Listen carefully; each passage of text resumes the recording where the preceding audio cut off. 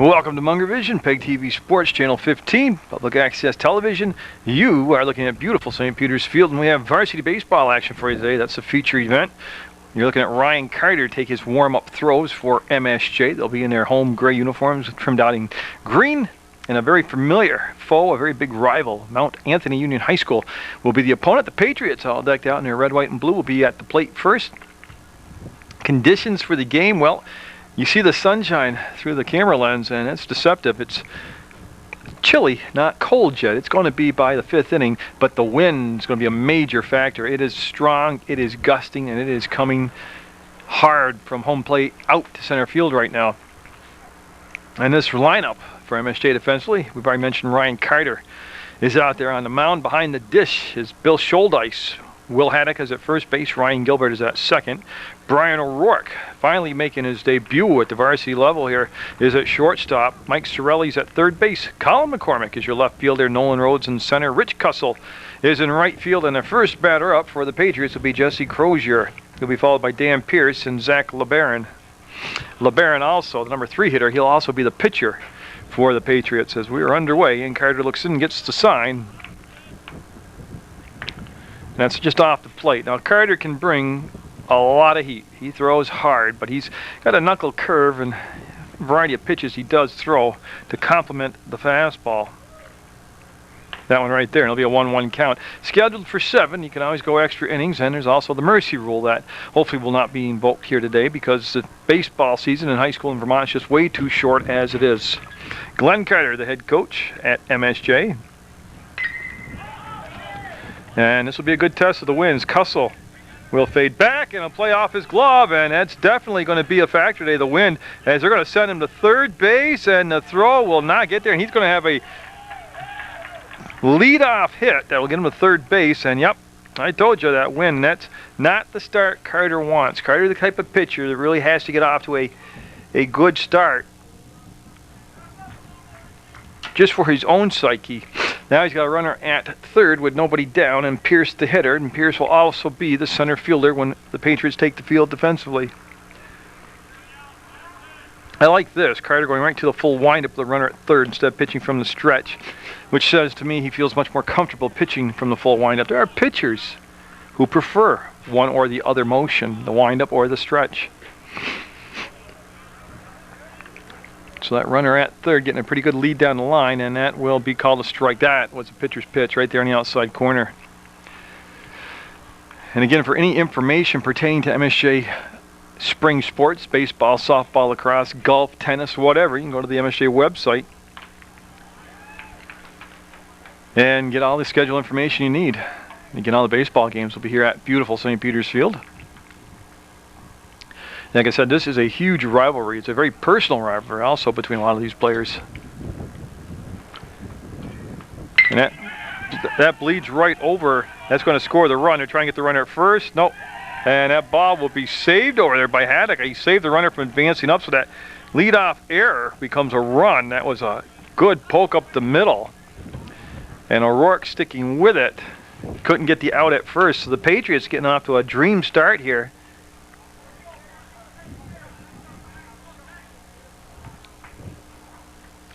Getting the first 2 hitters on, and also scoring a run. Now Zach LeBaron up. And you see the big lefty, the senior, stepping in from the left side, and they will hold the runner on at first base, and that creates a naturally bigger hole for the left-hand hitter to pull the ball through out there. Oh, and he just got eaten up by that high fastball. And this stuff right here, this isn't the pitcher's fault. That wind is nasty, but that first fly ball was very catchable. That put a runner at third with nobody down. Runners going, Scholdice with the throw, and nice job by Gilbert going up to get the ball, keep it from going into center field. That'll be a stolen base. And that is a signature of both of these teams right there. Aggressive base running. So LeBaron now with a runner at second base. It's 1-0 Mount Anthony. We're in the top of the first. Hope you're enjoying spring sports. We've already seen Mill River taking on Rutland in women's softball action. A doubleheader of softball action from CSJ, and then here today at St. Peter's Field for boys varsity baseball action. And weather permitting, because it's some nasty weather coming in for the next 4 or 5 days, there will be a lot more spring sports up and coming. That's going to up the middle, and oh, no communications. They're going to wave the second run around, and they're going to throw through. I can't believe that. It'll be stopped by Schuldice now, allow the runner to take second base. And again, a lot of baseball is physical, but a lot of it's thinking, and there was just no way they're going to ever get the runner at home. They should hit cutoff and conceded the run and leave this runner, the base runner who hit the ball at first base. So Casey Armstrong up. He is the first baseman. He's also the cleanup hitter, and it's 2-0 Mount Anthony now. Yeah, and LeBaron down at second base. That was one of those base hits where the second baseman and shortstop just thought each other were going to get it, and ended up nobody got it. So the Patriots, just what they wanted on the road against a big rival. Taking advantage of some mistakes and some timely hits and some good base running, and boom, got a 2-0 lead. And they're not done yet. I mean, that's going to be fouled sharply toward Otter Creek. Yeah, they don't have an out yet, so they've got the making of a big inning. They have nobody out and a runner at second. Sorry about all the sniffing. This spring, this wind has just been just brutal. The other day at CSJ, first game wasn't too bad. The second game, you know, got much cooler, obviously because it got later in the day, and then the wind just kicked up another 10 degrees. Just could not help the sniffles. I mean, I'm an old man, and when I get cold, my nose runs, and standing in gale force winds didn't help it. Oh, good rising fastball. He'll get the strikeout, and Carter's got to be a little PO'd inside right now at what's happened behind him, because he's thrown some decent pitches. He's had good control. He hasn't gone to a full count, and he's got two runs in, and a runner at second, now one down, and Bruce Weinfurt up, and he will be the third baseman for the Patriots. MSJ coming in with that win over Mill River, 1-0. Yeah, and they thought they saw good pitching from Mill River in that game, and they're going to see some awful good stuff here from LeBaron when he takes to the mound. I was watching him in the warm-ups. Plus, he's going to pitch Legion this summer, he was telling me, but he's got a lot of pop on the ball, and he throws a nasty-looking splitter. So we are set, and Weinfurt will step in. Will Cole is the on-deck hitter, and let's turn into a very long first inning here for MSJ defensively. And that was the breaking stuff, and it missed inside. And a good stop behind the plate by Schuldice. Bill Schuldice, a senior leader. He was part of that championship ice hockey team. And that right there for a strike. Yes, I covered 6 games, counting the playoff game for MSJ ice hockey team, and I'd like to congratulate the boys on the job well done. They swing and a miss there, and Carter's just throwing BBs right now. I didn't go to UVM because I'm not allowed to videotape there. That's professionally copyrighted and done up there. I was a little let down at all the thank yous at the banquet. I wasn't mentioned for my effort in trying to bring you MSJ hockey, because the people that get paid professionally to be there, and that's the only reason they are there, is because they are paid, got their backs patted, and every now and then an old guy like me doesn't mind a little nod, but I was overlooked again, as usual. 2 strikeouts, 2 runs in, runner at second. A lot of deuces right there. Carter with back-to-back strikeouts, and like I said, he has thrown the ball well here in the first inning. He's absolutely got nothing to be really to. You need some strong defense behind him to get things going. Maybe they'll pick it up. And like I said, the one definitely going to be a factor.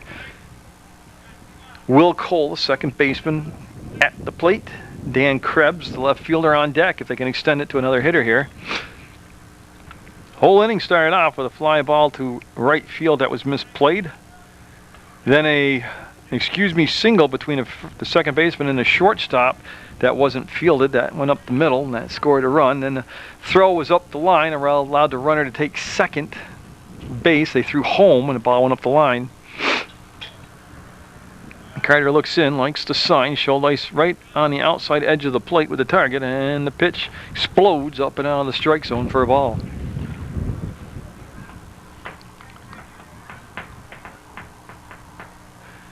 So Carter from the stretch now with a runner at second base. Looks him back, and the big righty will kick him fire, and yeah, he couldn't get him to go up the ladder and chase that pitch. Speaking of baseball action, don't forget summer, it doesn't seem it right now, but it's really not that far away. And we will have, or I will have, in June, American Legion Post 31 baseball action. Over a decade of Munger vision in American Legion baseball. And that'll be a walk. I'll tell you what, he was around the plate the whole time, but that was a very disciplined at bat by Cole.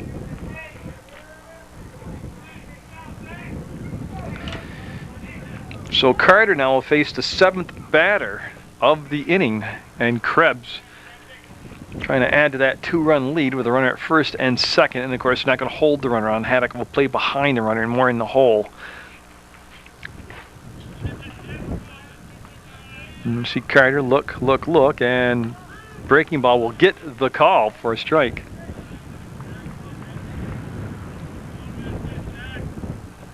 So he'll be up in a count, 0-1. Again, very strong winds.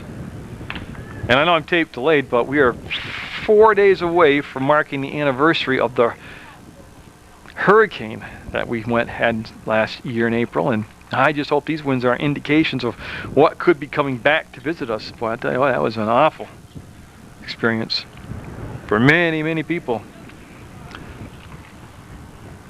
And that pitch in the dirt, shoulder ice with a good block behind the plate right there. Taylor Burke, the on-deck hitter, Krebs at the plate. LeBaron down at second base for MAU. And Cole at first. Swing and a miss, that's the inning. Carter will strike out 3, walk 2, give up 2 unearned runs, and the Mounties will trail by 2 coming into the bottom of the first. And that first pitch right down the pipe, the big lefty Zach LeBaron on the mound out there. He'll be facing Colin McCormick, Ryan Gilbert, Will Haddock, and if they can get to the cleanup spot, then of course will be Ryan Carter. And that's going to be in the dirt, and he came down to the sidearm motion and bounced it into home base for a 1-1 count. McCormick, a senior, just coming off a very good hockey season, gets set to roll right into spring sports, and it'll be his final baseball season for MSJ. He'll make contact, get it in the hole. It's bobbled at the shortstop position. The throw will be off the bag and safe, and the Mounties will have the leadoff batter reach base. As each team's defense has been a little bit shaky here. And it's early season baseball, and that's to be expected, but going to go E6 on that. The ball was hit in the hole to Crozier, and he just bobbled it right away. And he had a little more time than he thought, even after the bobble, but he threw it wide of the bag. And it was a good effort by Armstrong. He just couldn't come up with the baseball. So McCormick will be awarded second base as the ball went out of play. Now Ryan Gilbert at the plate. And the Mounties trying to get back those 2 runs that they surrendered in that top half of the first, scheduled for 7 innings. The weather shouldn't be a factor as far as any rain or snow coming in. Just got to contend with the wind, which right now is favoring the hitter. It's blowing straight out over the left center field wall. Oh, good fastball, just blew it by Gilbert. Haddock, on-deck hitter. And the Mounties in that first 3 slots in their batting order with good speed. So again, McCormick at second base with a good set of wheels. And that's a good eye right there, laying off that left-handed action. You see how the ball will tail away from the right-handed hitter. And Gilbert laid off that pitch for a ball. And that is going to be spanked down the first baseline. Foul. Go ahead and toward Otter Creek. And again, talking to the pitcher prior to the start of the ball game, Zach LeBaron, he throws a splitter, a fastball. He's got a changeup and a curve. We'll see what he has command of today. And that's going to be a base hit through the hole, and they're going to hold McCormick at third base. The ball was hit so hard out there to left field to Dan Krebs. He was able to get it and get it right back into play. So the Mounties with runners at first and third, nobody down, and I love this situation to send the runner from first to second on the steal. See if you can get him to throw down. But take advantage of it and move your runners up, get them in scoring position, get out of that double play position.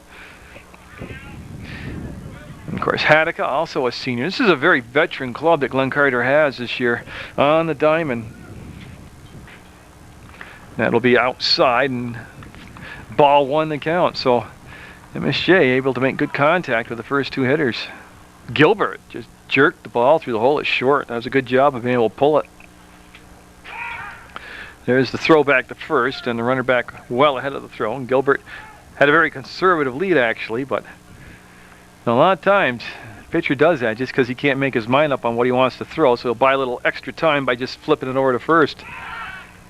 That was a much better move. Of course, you got a big advantage out there on the mound being a lefty. LeBaron does. He's looking right at the base runner. And I know I say it every season, but the best lefty or the best pitcher, period, I saw the best move was Stevie Shortle.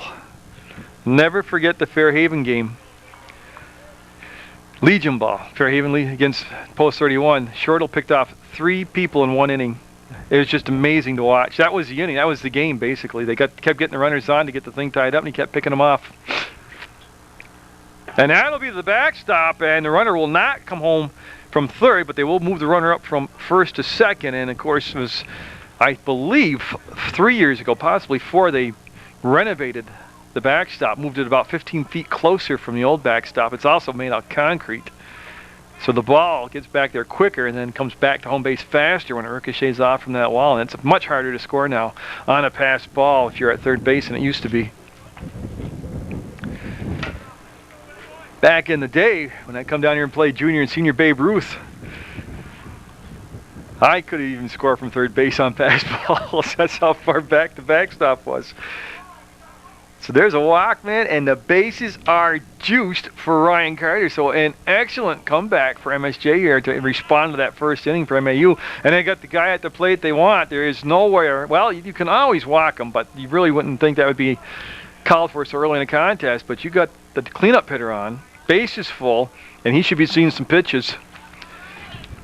Something he can hit right here. And Carter, without the wind, has the power to leave the yard. And he'll take that one just a tad bit outside. Of course, Ryan, a junior, and that'll fall outside for ball 2. So the Mounties with the making of a big inning here. Bases loaded, nobody down, trailing 2-0 to MAU. But I'll tell you what, they're not really intentionally walking them, but they're not giving them anything to hit either.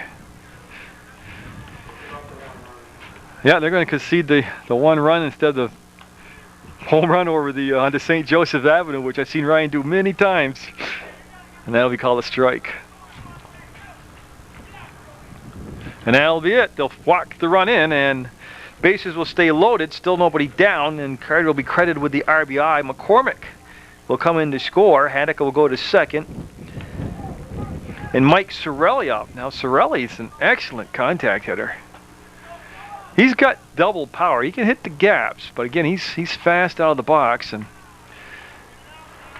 never really rule out something funky here from Coach Carter. Not saying that he's going to lay down a bunt or anything, but they practice every situation possible. That's one thing I love about Coach Carter's his practices. I mean, he does situational plays, gets the fundamentals down, knows his players know what to do.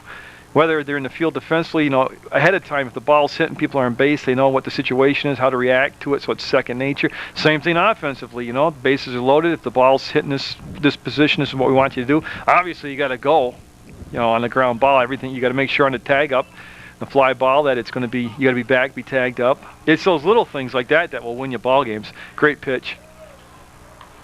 Just reared back, and the big lefty let his arm loose, and he let it fire, and he got a strike. 2-1, Mount Anthony with the lead. Mounties with the bases full, and they'll tail outside, and that'll leave the count up at 1-1. And again, for any scheduling information for MSJ Sports, you just go to their website, msjvermont.org, and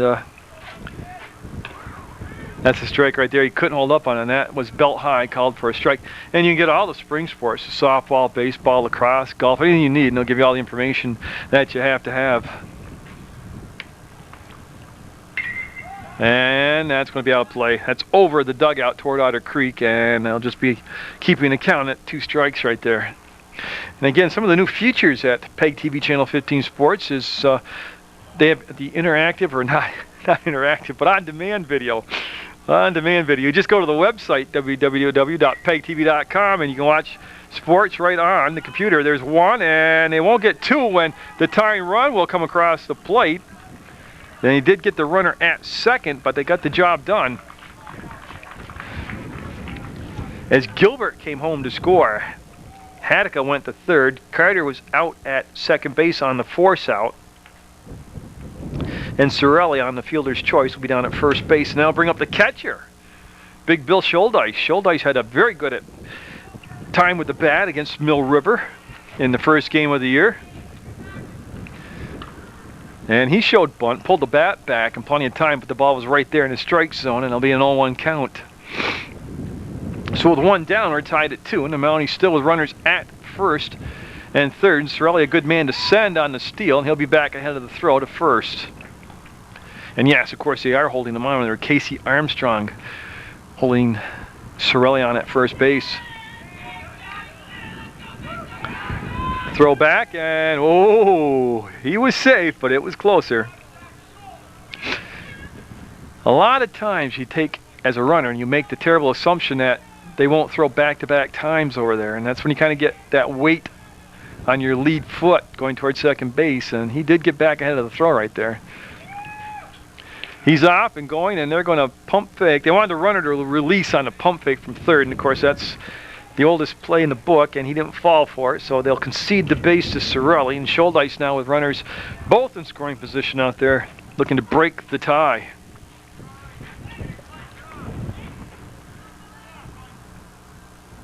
And boy, you got a piece of that, and that's going to be the first base. They'll get the out, and the run will come across. So MSJ coming all the way back from a 2-run deficit to take the 3-2 lead. As Haddock came in to score, and of course Sorelli moves up to third base. And they'll bring up Rich Cussell. See, that's how big the stolen base was, because on the ground ball, they eliminated the double play, but also they put Sorelli at third base on the ground out, which means on a wild pitch or a pass ball or an error, he can score. And if he wasn't at second on the steal, he wouldn't be able to get third on the ground ball. He's off on contact because there are 2 down. That's off the fist, fading toward the foul line, and I'll see the wind get that. Yeah, that's nothing for Armstrong to be upset with. That wind danced with the ball, and it will be a problem all day for the fielders on pop-ups. And you think it's windy out there, you should have a window open standing in the booth. Well, all right. 3-2 the Mounties, bottom of the first. This could be a long affair today. And that broke, but broke high, and that'll be a ball. I'll tell you, the pitcher LeBaron working at a pretty fast clip as far as catching and firing, maybe trying to develop a rhythm, or maybe being a little bit impatient. He might want to take a few more breaths between pitches, kind of get himself set here. That was great motion. You can see that work from the outside in. And that's that left-handed natural motion you get being a lefty. And he got him outside corner. There'll be a strikeout that'll end the inning, but the Mounties have a big comeback. They'll have a 3-2 lead going into the top of the second over Mount Anthony. With the lead in the top of the second, we're scheduled for 7, and like I said, it's going to be a good one. It's a good rivalry. It's just in between innings, if you've got to get a drink or go to the bathroom, it's going to be a long game. You better go do it. Taylor Burkhoff, he's the number 8 hitter. As remember, MAU sent 7 men to the plate in that first inning. Unofficially, 3 MSJ errors in that top half of the first. Dylan Parmenter's on deck on top of the order. Crozier. Carter with 3 strikeouts, a couple walks, did allow a hit, and a big rugged righty out there, and he is set, and that'll be below the knee, and that'll be a ball. Again, coming up on Munger Vision PEGTV Channel 15 Sports, you've got the Bougiani Thunderbird AAU basketball tournament coming up May 10th and 11th. All locations all around Rutland County. That's always good basketball, not only to watch the local teams, but you get to see a lot of the larger cities in the Albany and Boston area come up and see some of the talent from out of state, and that's always fun, educational to watch. Oh, beautiful pitch. Just reared back. When Carter can just relax his motion and not think too much, he just throws the ball beautifully. And every pitcher will tell you their worst enemies when they overthink the whole situation. And you got him. Yeah, and you see Schuldice hold it up, and that's going to be strikeout number 4 for Mr. Carter. Now I'll bring up the number 9 hitter, Dylan Parmenter. So he'll be the catcher, Parmenter up there, and he'll get his first look at Ryan Carter. And again, these players on both sides extremely familiar with each other, not just from the high school season, but boy, when Legion season starts, one of the games you've got to circle to watch is Bennington-Rutland, because it's always intense. If you don't think there's trash talking in baseball, come to a Bennington-Rutland Legion game, and you'll make the NBA look pretty mild. It is good stuff. Well, Carter just catching and firing right now. He's hitting the target. You know what I like is he's finding what pitch is working and sticking with it. And what I mean by that, a lot of pitchers throw 2, 3, 4 different pitches, and they try to throw 2, 3, 4 different pitches all in one inning instead of find what's working, get ahead in the count, and then start working in like the knuckle curve or the changeup. But at least get command of one pitch so you can be even or up in the count. And that's just what Carter's doing right here. So Parmenter looking to become strikeout victim number 5. And boy, when you can just throw relaxed like that, that's 3 strikeouts in a row going back to the first inning. 5 for the game. And top of the order, Crozier up. He hit the fly ball that was misplayed by Cussell that ended up leaving Crozier at third base. He also became the game's first run. Yeah, so 2 down, nobody on, top of the second. Much different start to this inning for MSJ. Kind of settled things down. Had to change the mindset, too, to get 3 runs back and take the lead. And Schuldice, nice stop behind the plate. And people will say, I'll see him around, they'll say, well, yeah, Jerry, you said that about the catcher, nobody's on base, what does it matter?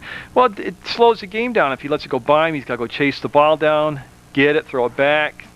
Takes a while for the pitcher to get back in the rhythm. Pitcher wants to get the ball back and go. And so that's why the catchers, good catchers, people on base or not, always block the ball and keep it going. That's off the fist. That'll be out of play. That'll be over onto River Street for a strike. So Carter looking to retire the side on strikeouts here in this second inning. Yeah, a lot more MSJ baseball, Mill River girls softball action, CSJ softball coming up for you, and I already mentioned the Bougiani AAU basketball tournament. And that's just to get us to June. And then we start with American Legion Post 31 baseball action. So there's always something that you can turn on for local sports on Channel 15. You can click on the computer and watch it right there on your screen at home, on the computer screen. That just missed. He had good location inside on the knees, but it was a tad bit low. Again, the Mounties have Haddock at first, Gilbert at second, O'Rourke at short, and Sorelli at third. Schuldice behind the dish, McCormick, Rhodes, and Cussell. That's the outfield, and that'll be 2 times now that Crozier's has been on base. He had that reached on an error, and now he's walked with 2 down. Crozier also represents a very good base stealing threat down at first base, and Haddock, of course, will go over and hold him on the bag. And Dan Pierce up, he had that infield single that scored the game's first run. The pitcher LeBaron on deck. Carter and Schuldice going to chat a little bit here, and I'm not sure if it's about the sequencing or if it's about the signs. You know, a lot of times too, as much as you practice with each other and play pitcher and catcher, you want to go with the sign for the pitch for the throw to first base, because a lot of times that sign comes from the catcher. That's how the first baseman looks down and sees a sign. So there are a lot of things they could be going over, and yeah, I would say that's probably what they were doing. Speculation, no speculation on my part, but you know, the pitchers think they're the big studs out there, but the catcher is actually the guy who runs the whole game. And that's not because I was a catcher. And he'll be safe. He has the base stolen, so he'll be in scoring position with 2 down. That's Crozier. Had the good lead. And see what Crozier did there was he got the first pitch of the sequence. They threw to first base, and he didn't wait around. The second pitch, he just took off. And they did not throw back-to-back over there to the first base side. So I missed what the pitch was, strike or ball, but good heat just outside. You hear that glove pop by Schuldice.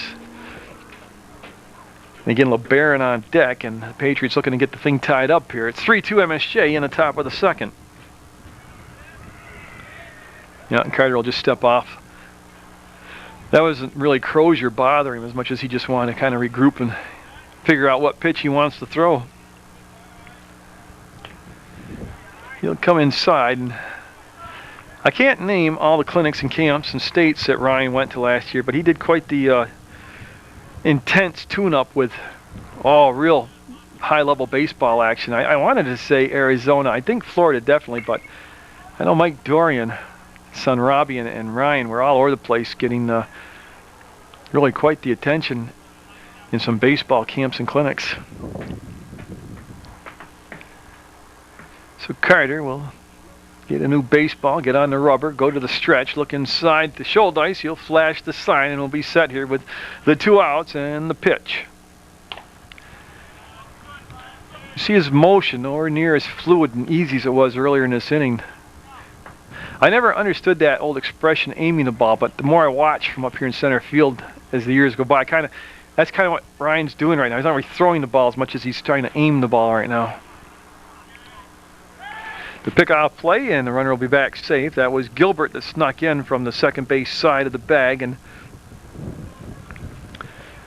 that is one thing over the years that's always made me scratch my head. You have 2 outs, 2 strikes, and you're worried about the runner at second, which I know you have to be, but you're getting a little bit too preoccupied like that right there, and you lost your focus, and the wild pitch will allow the runner to go to third base.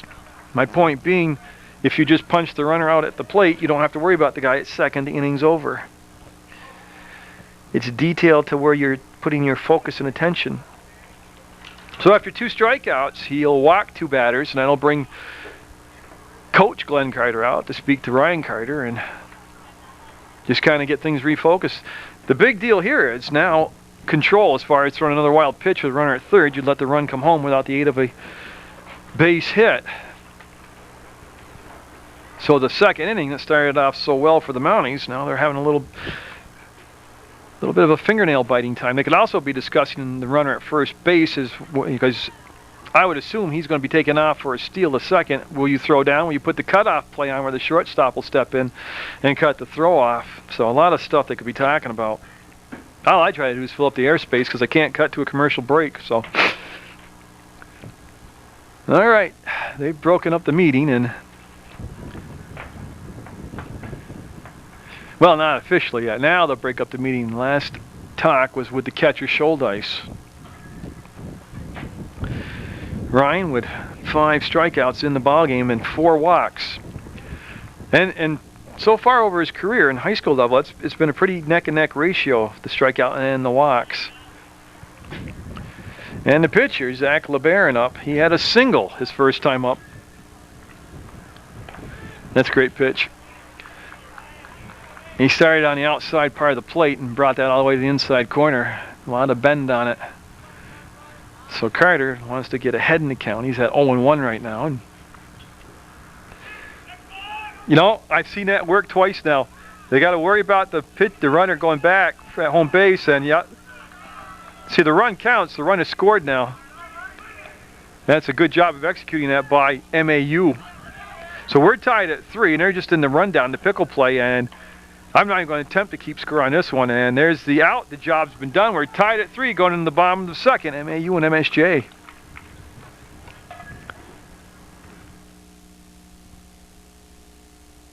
And that too far inside. Called a ball. That was LeBaron. Had good location on it. Just a tad bit too far inside. You want to come in tight on O'Rourke. He's batting in the 8th spot. And he'll take a big rip at that one. And that was the Charlie Lau batting school there. He let go of the lead hand and let the one hand come through the strike zone. Haven't seen that in years.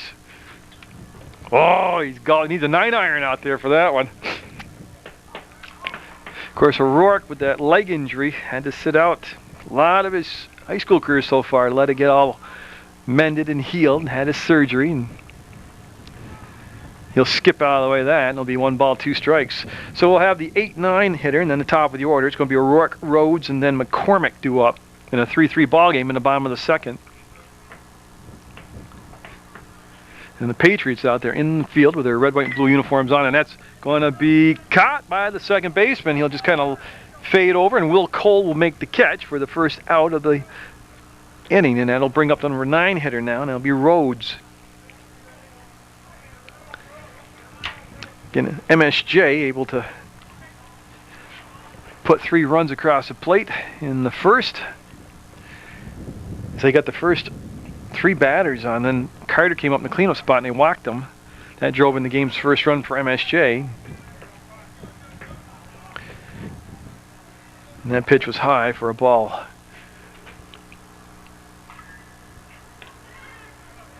And it's been a good strike zone to this point as far as being very consistent in what they've been allowing and what they've been calling. And both pitchers have to one less thing to worry about if they don't worry about the strike zone moving around, and it hasn't yet. That battery remains LeBaron and Parmenter. Of course, Parmenter just phenomenally linked to all MAU sports for the last 4 decades down there, and great pitch. That thing just slid away and dropped off the table and got the swing by Rhodes, and he's got 2 strikes on him now.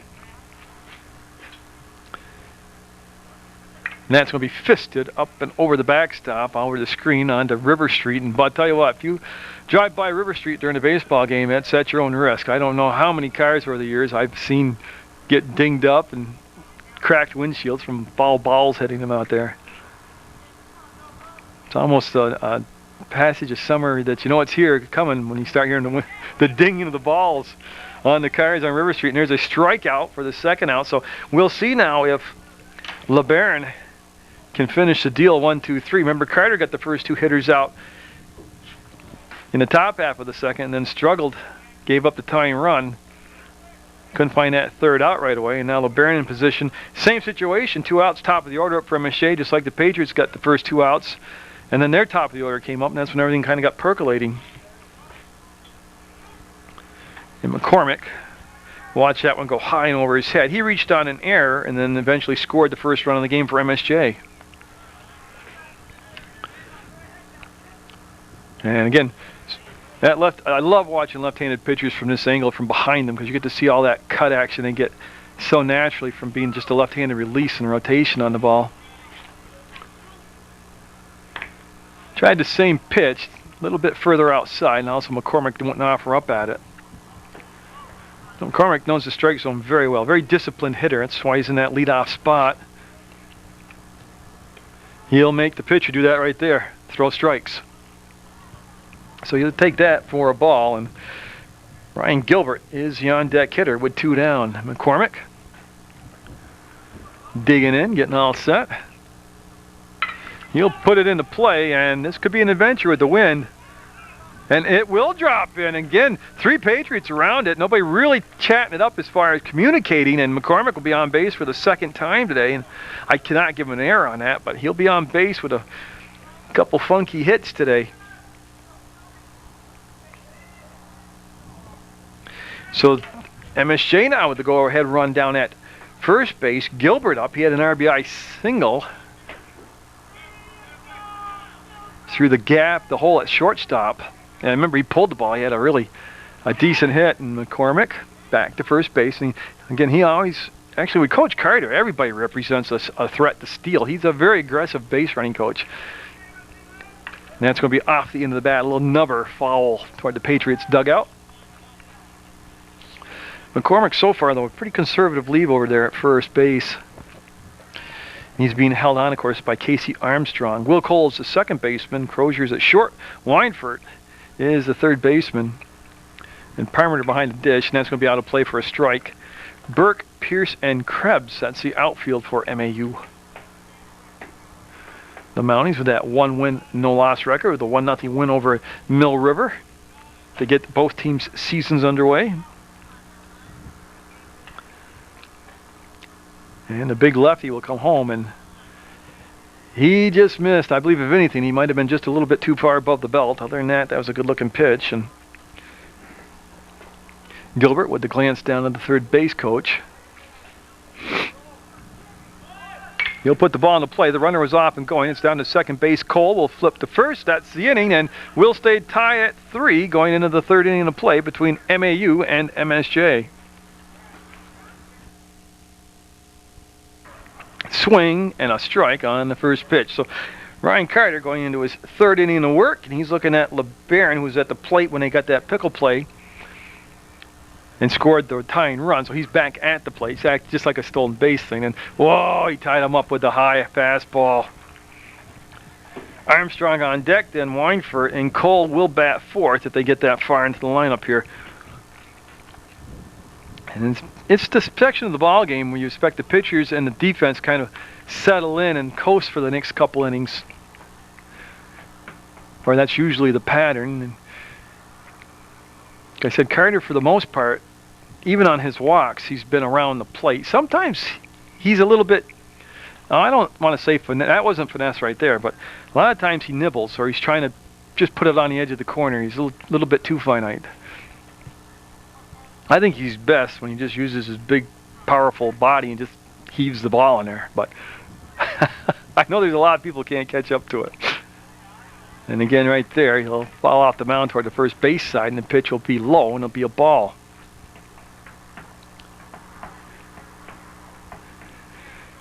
So LeBaron looking to get things started here for MAU in the third.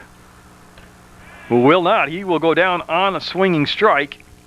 And that'll become the sixth strikeout of the ball game for Ryan Carter. He had 3 in the first, 2 in the second, and 1 here so far in the third. Now Armstrong up. He was a strikeout victim himself back in the first inning. That was his only plate appearance. This is they're getting the second look through the lineup now at Ryan Carter. And it's time for the hitters to make an adjustment to Carter, and vice versa. Carter's got to kind of change his sequence of pitching up here. That's a good pitch. Knee high on the inside corner, and that's just tough to handle. Schuldice also does a good job behind the plate of receiving the ball and making a strike look like a strike. Nothing worse than a catcher who will fight with the ball and lose the call for his pitcher. That breaking ball stayed up high for Ryan, and it'll be a 1-1 count now. Tied at 3 on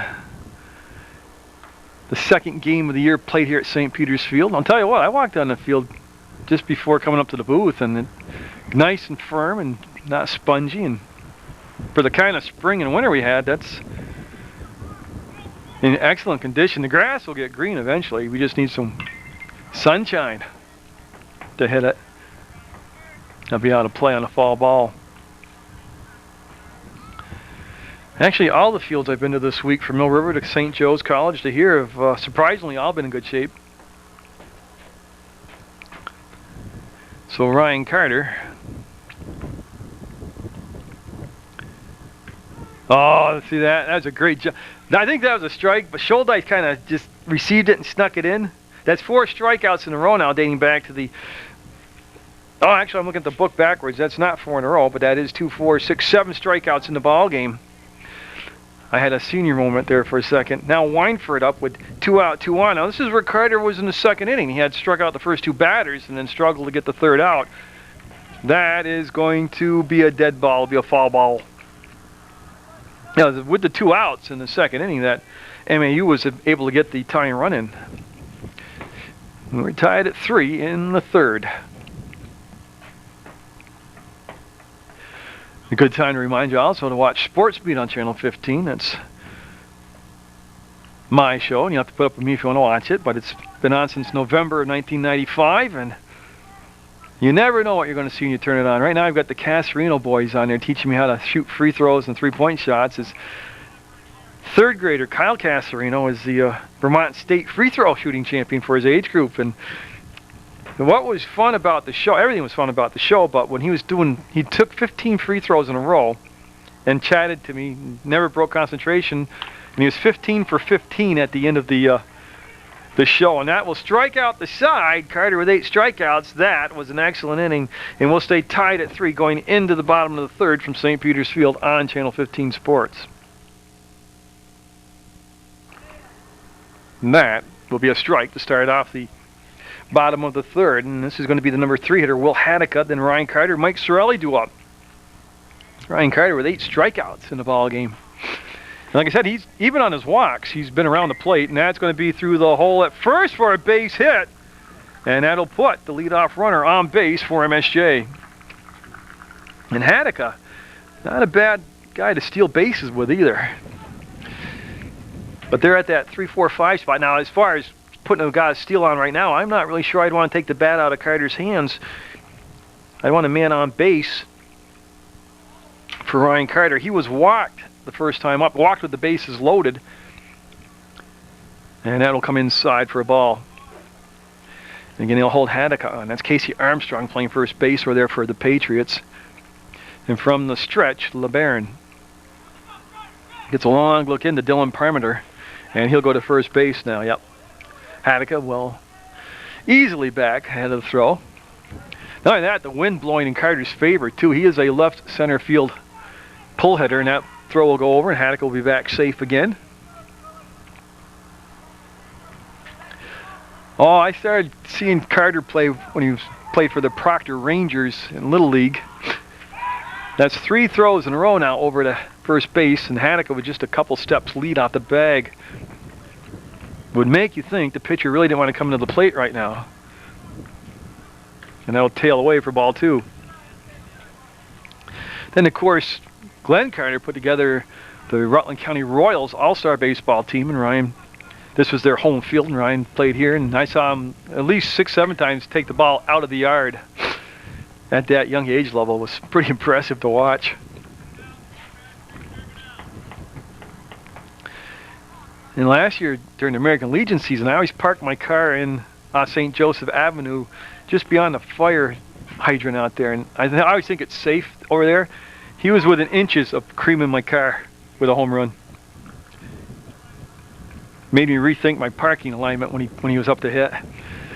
He's looking for something to hit here, and that was the best pitch he's seen in the count right there. If you watch him, and I know the camera isn't the best NBC style close-in camera, but watch the hand speed through the strike zone. For a big guy, that's really one of his keys, is watch the hand speed, how he gets the hands through the strike zone.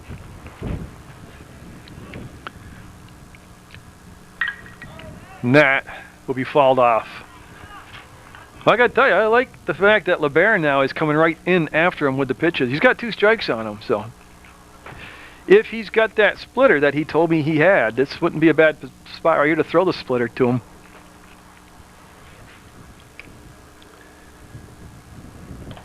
And that'll come inside. A lot of movement on it, but it definitely was low and inside for a ball. Haddock led this inning off with a single. He's at first. Carter at the plate. Sorelli on deck. We're tied at 3. We're in the 3rd inning. Yeah, that was foul ball. That would have been strike 3. And had some dip in action on it, but he got a piece of it, and Haddock was off and going on the pitch. He'll have to go back to first base. Of course, Haddock, a 3-sport athlete, football in the fall. He played on the championship hockey team this past winter, and here he is on the diamond.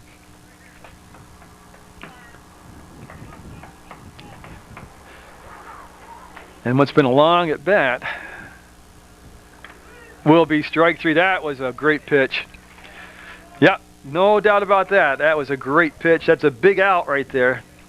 And that becomes the 3rd strikeout of the ball game for LeBaron, as he'll get Carter looking on strike 3.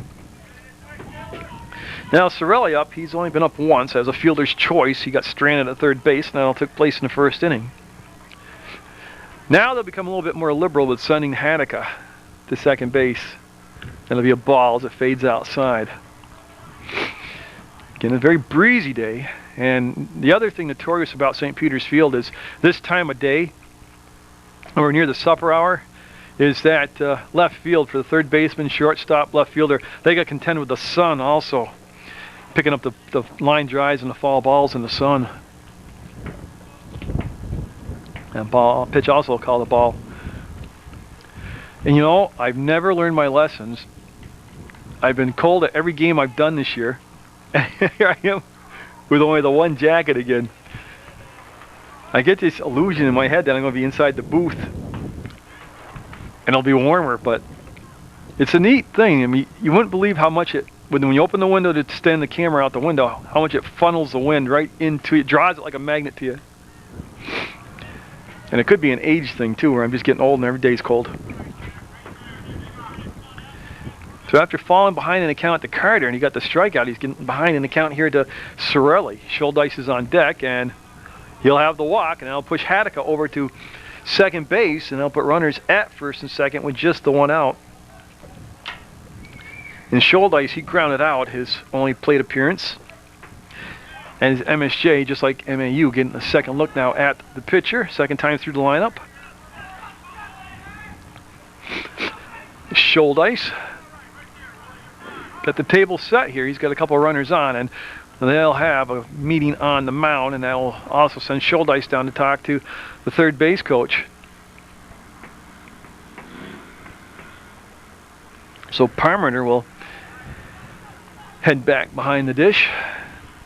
And I'm sure at some family tree, if you go back with this Parmenter, he's related to all the other great athlete Parmenters down at MAU. They were on those championship basketball teams in the 70s and 80s. And that's going to be a foul ball back into the screen.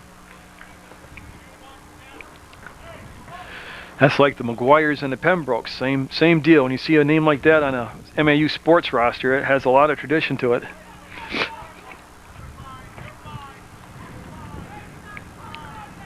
And the pitch will be low and a good eye by Schuldice. Like I said, he's like McCormick, Schuldice is. He'll make the pitcher throw strikes. Rich Cussell on deck, hitter for MSJ. And that's going to be a base hit. They're going to send the runner around to score, and Schuldice will come up with an RBI single. As the big senior over there will give MSJ back the lead at 4-3. And then there's a little bobble on the ball in the outfield by Krebs, and that allowed the runner to go to third base from first.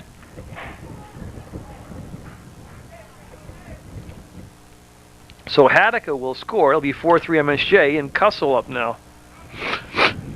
Still just the one out for MSJ. And first and third, the situation, and we'll see what Coach Carter wants to do as far as moving that runner up from first to second on a steal. Schuldice or not, he would even send Bill on a steal. Or does he go courtesy runner? I think he's going to go with a courtesy runner here. And that's why he makes the big money. He made the decision. And it looks like Champagne, number 12, will be coming in to run for the catcher, Schuldice.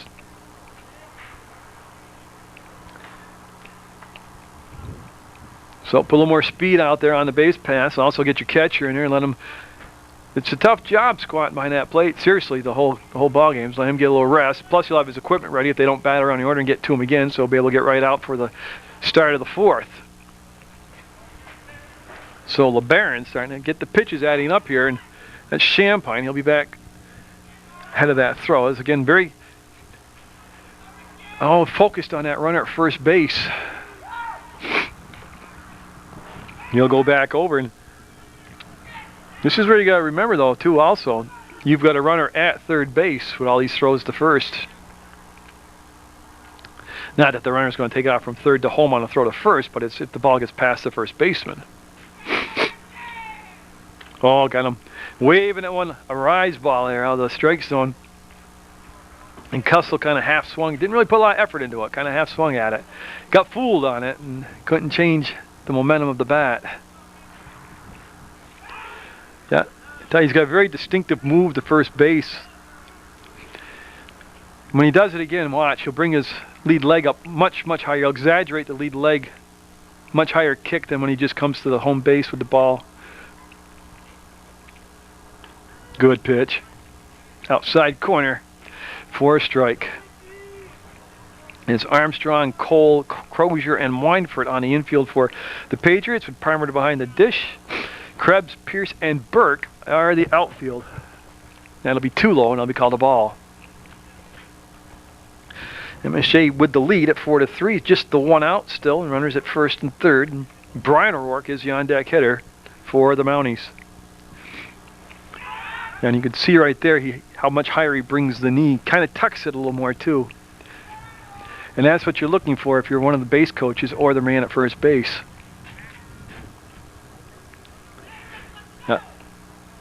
And that'll be low and inside for a ball. Because I don't have an official count, but I would imagine he's around 55 to 60 pitches already, and we're only in the third inning.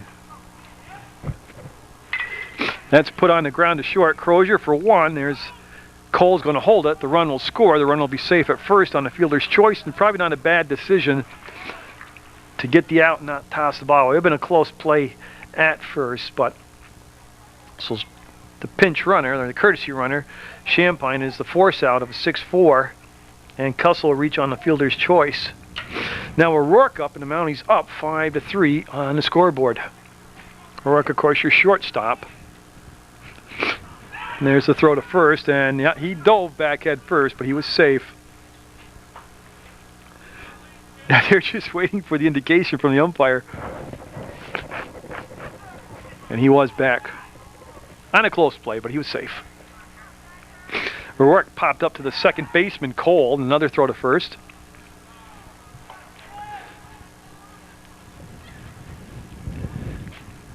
I'll tell you, it doesn't count as a stat, and I don't know why it doesn't. You know, they have pitch counts, and as everybody gets caught up in pitch counts nowadays, but he's probably through this ball game. No, it's no joke. He's probably thrown 18 times to first base. To me, that's just like a pitch, but they don't count that. And there he goes again. Now he dropped the ball, and that's why that's why they called him safe. He would have had him, I believe, set, because the umpire started to make the move, and then when he saw the ball come out, he pointed to the ball and indicated safe.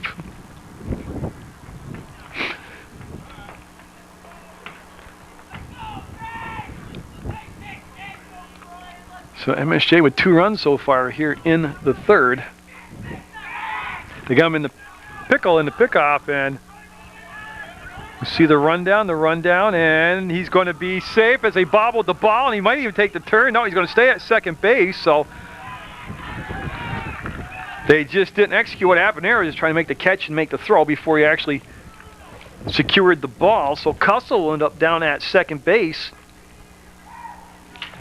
He took a wild route to get there, but he made it. So a nice job of just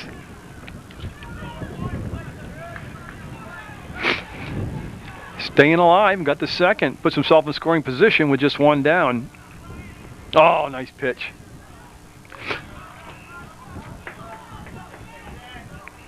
That's one of those cases, though, where Cussell is fast, but he's not Ricky Henderson out there.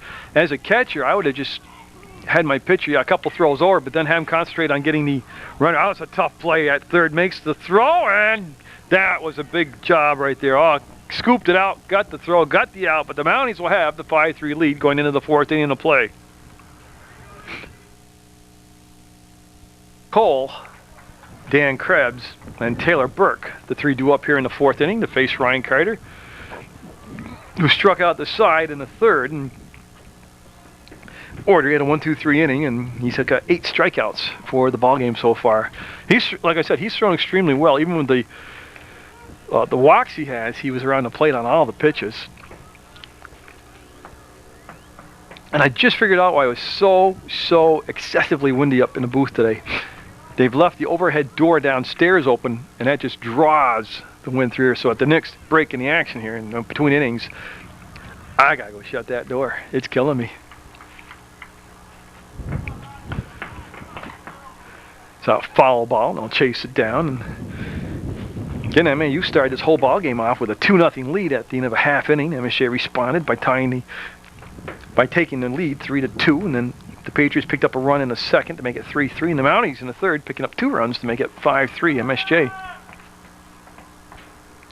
And it's still Haddock, Gilbert, O'Rourke, and Sorelli on the infield for the Mounties with Schuldice behind the plate. Carter on the mound. I'll do that outfield for you in just a split second. Oh, great pitch. Absolutely a great pitch. 9 strikeouts for Ryan now. That's also 4 in a row. Will Cole, he wasn't looking for the breaking ball right there, and he just kind of bent his knees and froze on it. Krebs up now. He struck out in the 1st. The outfield has McCormick, Rose, and Cussell. I tell you, Coach Glenn Carter, he's got a pretty good-looking team this season if he can keep everybody healthy. That was foul tip strike into Schuldice's glove.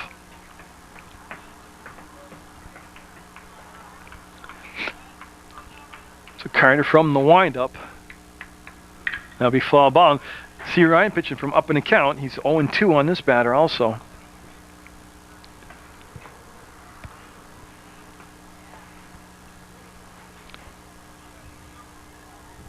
So Carter with 4 strikeouts in a row, 9 for the ball game, will bring it in, and there's the strikeout. And again, he went to the breaking ball on strike 3, and he has 5 strikeouts in a row and putting on quite a performance here. He struck 3 out in the first inning. That was the defensive breakdown inning where they had some errors behind him, or else I really believe they would get out of that probably with no runs scored. And you know what? It's just like magic. Somebody just shut the overhead door and the wind stopped sucking in at me. I can't describe it to you. If you've never been in a wind tunnel or stood on York Beach during a storm when the wind just howls it off the ocean, that's just what it was like up here. It was unbelievable. Yeah, honestly, it was to the point where my eyes were watering so bad I couldn't tell if the camera was focused. Not that anybody really cares, but Carter, foul ball. He's just in the zone right now. He's pitching to his ability levels right now. It's got a long way to go, but this would be a big win for either side. But more for MSJ, because you got to win the games on your home field in conference play, league play. Oh yes.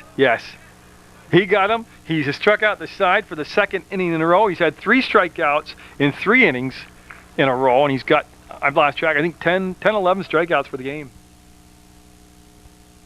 Nolan Rhodes, he'll lead things off for MSJ. Then the top of the order with McCormick and then Gilbert due up. And that'll be ball 1. Rhodes has only been up once in the ball game, and that was back in the 2nd inning, and he struck out. So he's getting his 2nd look now at Zach LeBaron. And that's a good pitch for a strike right there. Kind of handcuff the catcher perimeter, and he'll just chase the ball down. No big deal, no damage done. And tell you what, for the sparse crowd that's here, they're very vocal, and that's good. Like I said, MAU and MSJ always intense. Always a good rivalry to watch. Like I said, especially during Legion season too. That's going to be into the screen for a foul ball strike.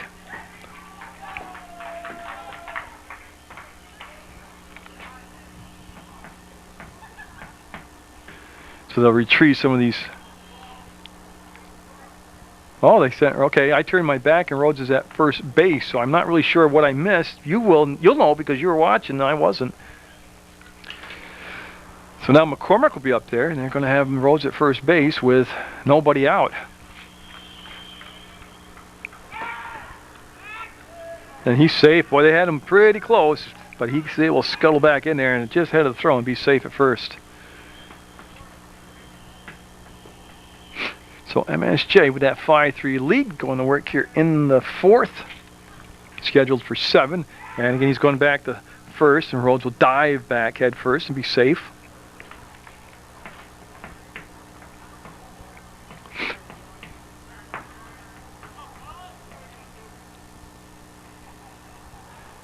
And he's going to go back to first base again, and oh, he just beat it that time. Again, there's been a couple real close plays on Rhodes over at first base.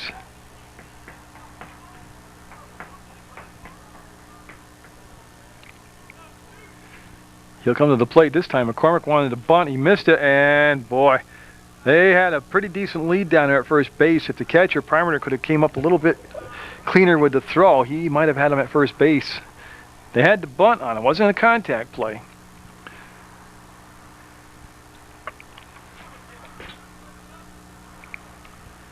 And that's going to go back to first base, and he'll be safe again. Again, LeBaron, the pitcher, going into the 4th inning, has started to really pile up the pitches. Now you take into account all the throws to first base. McCormick, that's going to be towards center field, and it's going to drop in front of the center fielder. And I mean, it just barely was in front of him. I don't know if he just didn't see it, misplayed it, got a late jump or what, but it looked to be a catchable ball. And Pierce just hesitated, and the ball will land in front of him. So that'll be runners at first and second for MSJ. And I'll bring up Ryan Gilbert, who's 1 for 2 today. He singled and scored a run in the first, and then grounded out to the second baseman, Cole.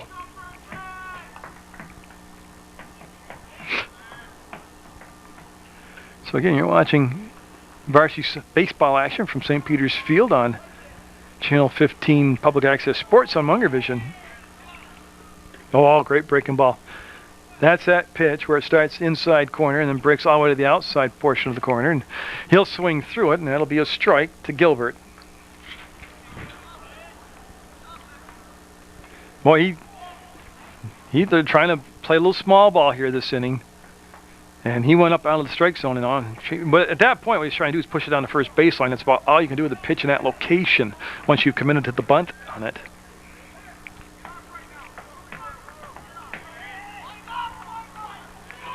The runner's just off on a straight steal, and he's going to come, and Rhodes had the base stolen by the time the ball got to the catcher, and I wonder if he's going to turn the corner. And then on the trail play, you can see McCormick moved up.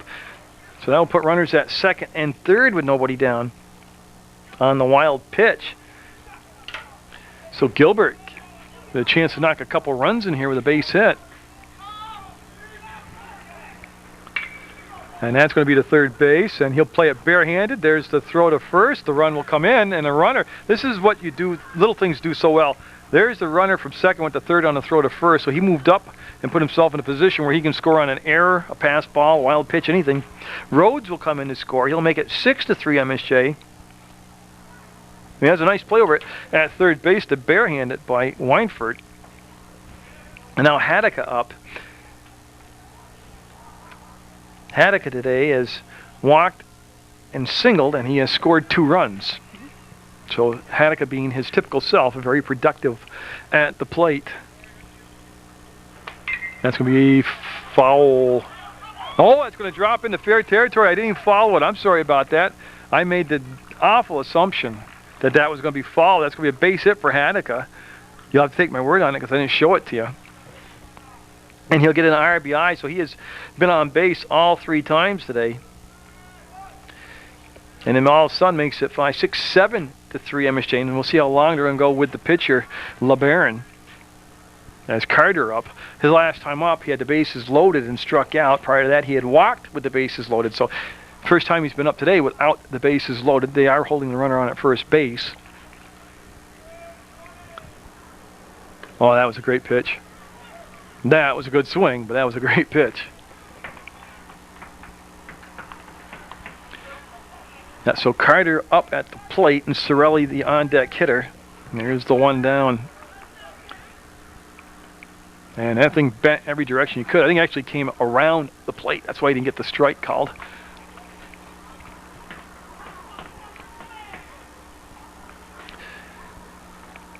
So basically, that's going to be a throw to first. Runner back safe. That was Hadeka. Basically, the pitcher, LeBaron, has been in trouble every inning. Yeah, he gave up 3 runs in the first, didn't give up any in the second, and then 2 in the third, and 2 here so far in the fourth. Carter, that's got a chance to be a double play. Oh God, they're not even going to get the one. Yeah, the throw. He had plenty of time to make a good throw. And he threw wide of Crozier, who makes the grab. So Hadeka will be safe, and Carter will be down at first base on the fielder's choice. And no meeting with the head coach. It's just the catcher coming out. And again, that's one of those deals where he was trying to throw to an open bag, a spot on the field, and just didn't put a good throw. They're going to bring Carter out now, bringing a courtesy runner for Ryan, and I just need to see the young man's number 8 out there. So let me find number 8 for you.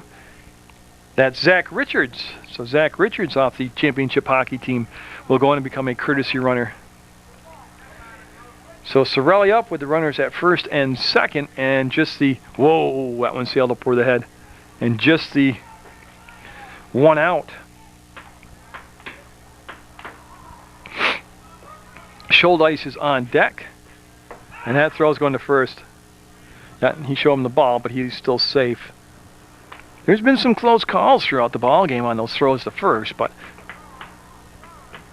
I tend to believe, and my opinion means absolutely nothing, that yes, you should be aware of the runners over there, and you should throw over and keep the runner close, but you can also do it too much and take away from your own rhythm as a pitcher, and to break up your concentration on the hitter. I think that's what we have seen. They're showing him the ball and waiting for the umpire, and he must be safe. No, safe.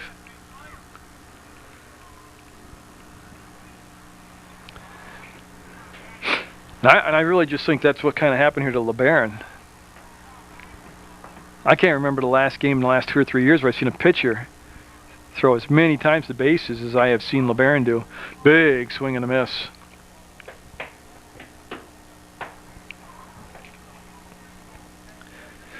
So Sorelli, who's reached on a fielder's choice and has also walked, scored a run. Oh, he'll swing through that one. There was some zip on that pitch. And again, we're in the 4th, scheduled for 7. Mounties up 7-3 over MAU. And yeah, he'll have to jump back a tad bit from that one, as that came inside pretty tight. And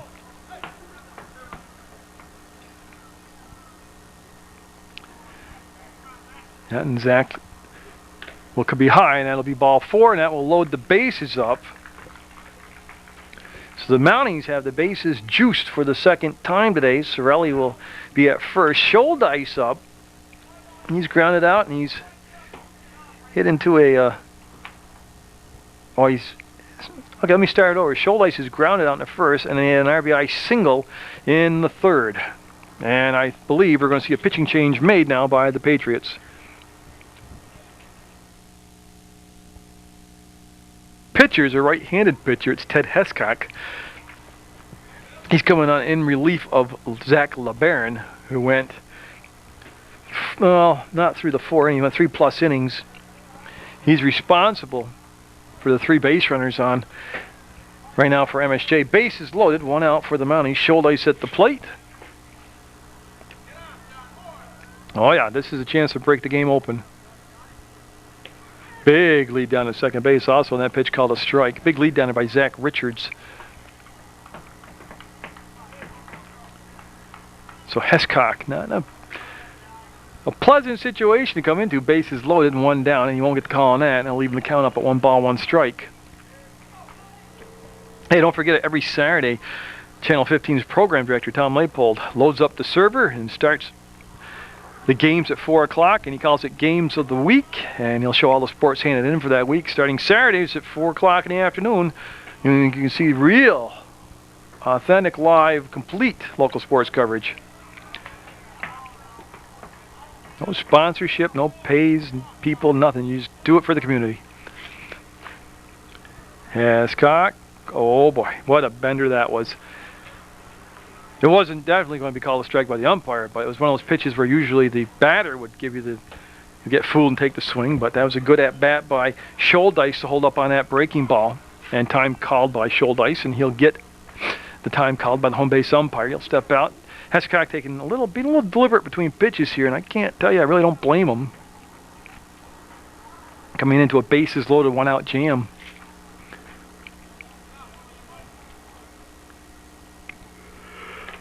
He'll take that one.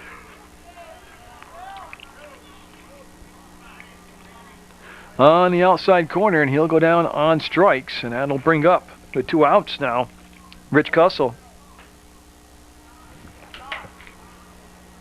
I only had it as 2 strikes. I'm not sure what they're discussing here. Oh, you know what it is? They brought in a pinch hitter. And I don't know who it is. It's a lefty. If I had to guess, that looks like Mr. Ladebush. But without a PA system today, that looks like Eric. But I can't officially say it is.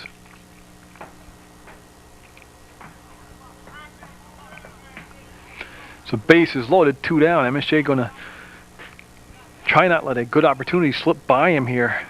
A 7-3 ball game.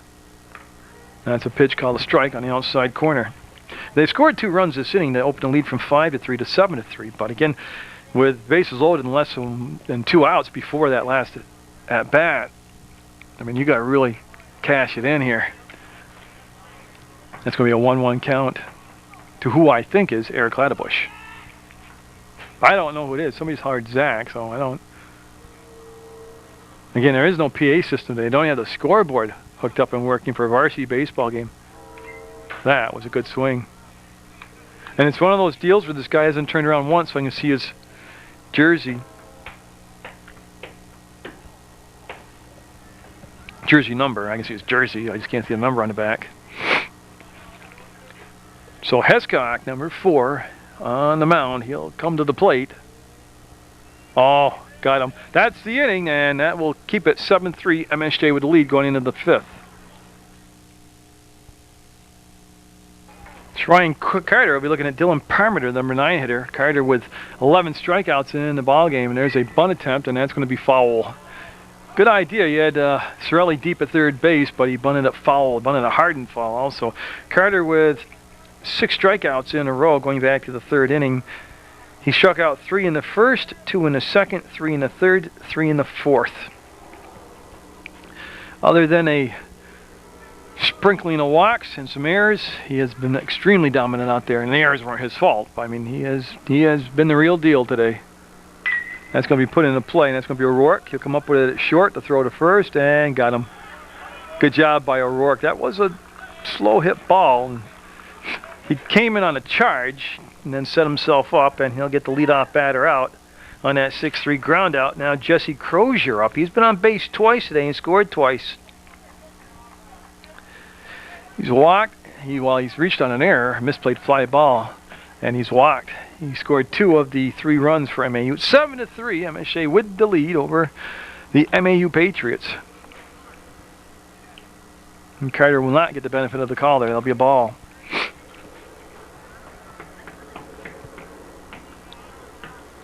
And Ryan's been right around the plate all day. He has had a problem with Crozier, and it was pointed out to me during between innings that it's the shorter the batter, the more Ryan struggles with him. Now I got to believe it's just a mental thing, because I understand the strike zone is smaller, but this is where he doesn't throw with that free fluid arm motion either. It's more like he's aiming the ball. But basically, though, is your catcher sets the target and you hit it. You can't look at the batter and let his height dictate to you what's going on. And then Scholdice coming out saying something to Carter, and probably, come on Ryan, I'm behind the plate squad, and they get going and stop fooling around. I'd tell Ryan I'm hungry and tired, so get going. I want to go eat. Oh, so he'll issue a walk, and it's been a long time between walks, but Crozier will have another walk. They'll bring up Dan Pierce. Pierce walked and scored in the 1st inning. Then he also walked and got stranded at first base in the 2nd. I got to tell you, I didn't think they'd let Ryan go 5 innings today. And I don't know what the pitch count is. I don't think it's drastically bad. I just got a feeling this will be his final inning of work. Now, I have nothing to back that up at all. I mean, you don't, very rarely do you see high school pitchers of Vermont go 7 innings anymore. That throw to first is him, runners back safe, Crozier back safe. I have a lot of theories on why you don't see pitchers go 7 innings on a consistent basis anymore in Vermont. I don't know if you want to hear them or not. If I get bored, I can tell you there's the pitch out. Oh, it was misplayed by Scholdice, and yeah. They'll send the runner down to second. Bill just misplayed the ball. He got up to make the catch and get himself set to throw and just didn't yank the catch. It happens. It was goofy looking, but it happens. So Pierce now with the runner in scoring position at second base and 1 out in a 7-3 ball game. And MAU, even though there's plenty of time left, we're only in the 5th, scheduled for 7, but they like to chip away right now. Like I said, Carter's pretty much been able to hold him in check here.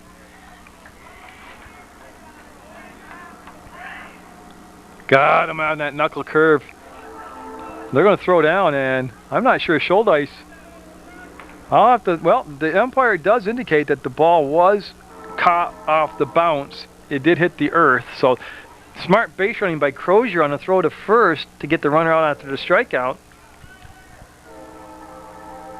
He went to third base. So with 2 outs now, the runner's at third base for Zach LeBaron.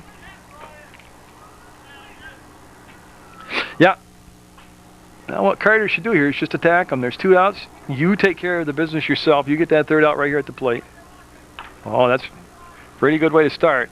That's foul ball strike, so it'll be up in the count 0-1.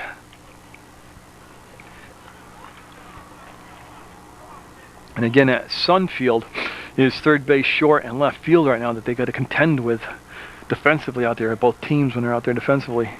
So 0-1, and the pitch will be to the backstop, and again, see how hard and quick it came off the backstop right back to shoulder ice, and there's no way they would send the base runner home.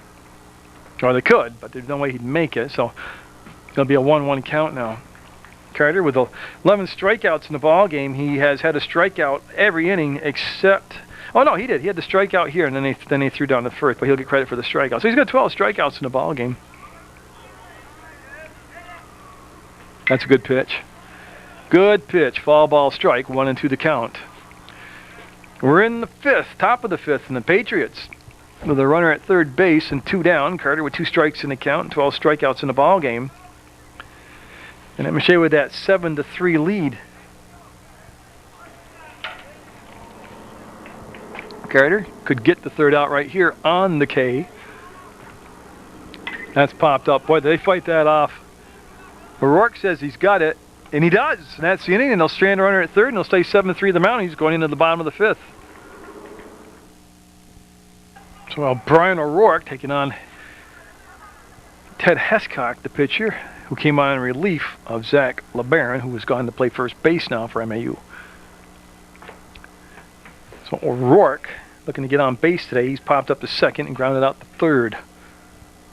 And that's going to get him on base. That's going to fall in there, and he'll have a base hit. So they'll have the speedy O'Rourke on at first base. Nice piece of hitting. See that inside-outside swing he had against Hescock. So the Mounties, yet again with the leadoff batter getting on base.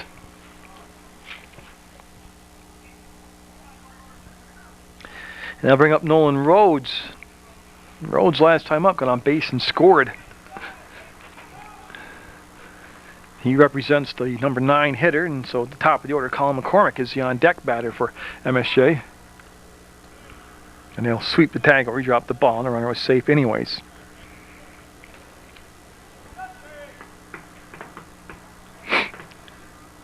So O'Rourke getting a 1, 2, 3-step lead off the bag right now. So the Mounties have sprinkled a lot of base hits through that order today. That'll be a strike call as he kind of floated that one in there, but he got the strike called, and Rhodes didn't offer up at it. MSJ scored in every inning except the second. No, he was back ahead of that. That was a close play, but he was back there safe. He kind of got leaning a little bit.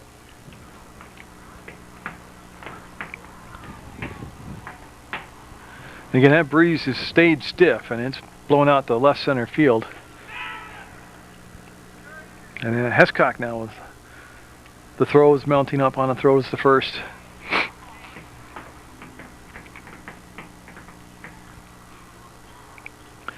Long look in, and Rhodes awaits. And a runner going, and that throw will come down. He's safe. So O'Rourke with the steal will end up at second base with nobody down. So Rhodes with the chance to extend that 7-3 MSJ lead with a base hit here.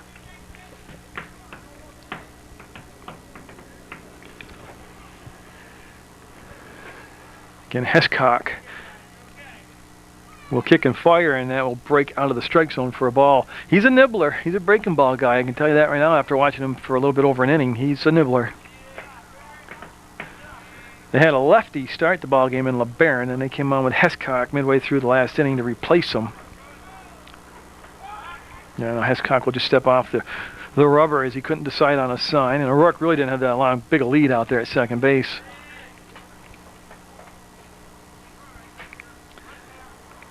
So Parmenter again will flash the signs, and they'll find one they like, and he'll do the same thing. He's just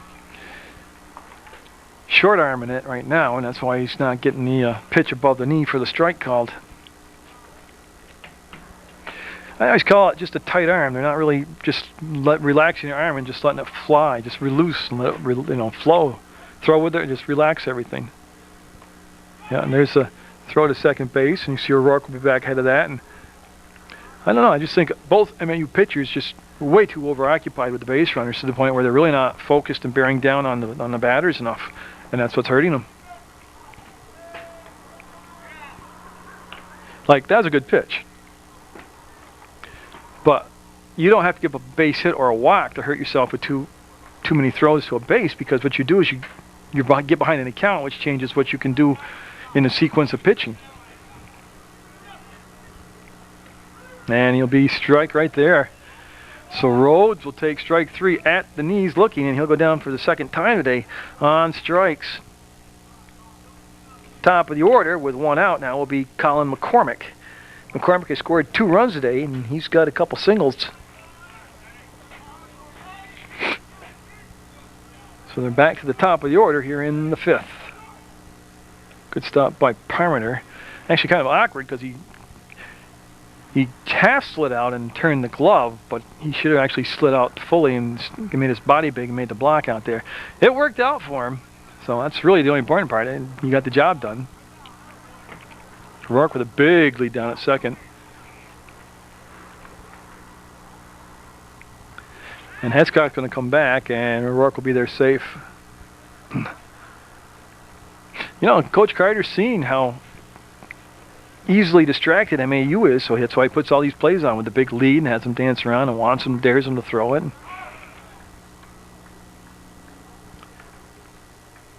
Now what had happened is something had rolled out onto the field, another ball. A ball had rolled out on the field from the MSJ dugout.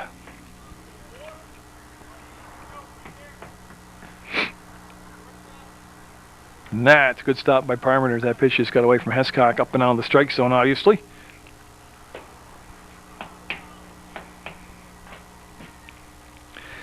And again, with McCormick, that means that Gilbert is the on-deck hitter as they're at the number 1 position in the lineup. Left fielder McCormick, and that'll be too high, and that'll be called a ball. I don't know if you can pick up all the shadows on the field, but that sun is just about on the horizon right now, and that's really nasty for that left fielder and the third baseman and the shortstop to look up and try to find those fly balls. Rourke just did beat him with the race there to the bag, and he's safe on that pickoff attempt.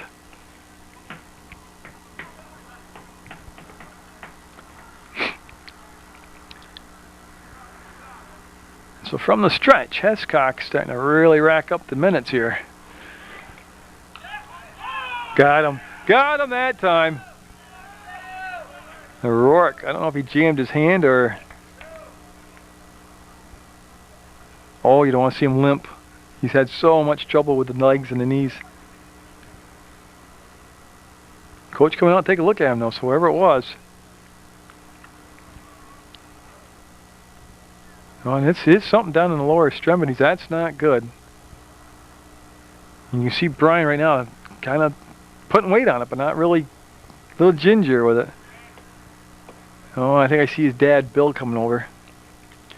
No, you don't like to see this. He's had a lot of problems with his legs, with injuries, and oh, he's flexing the left knee. Well, I don't want to speculate. It's just that upsets me to see him be injured.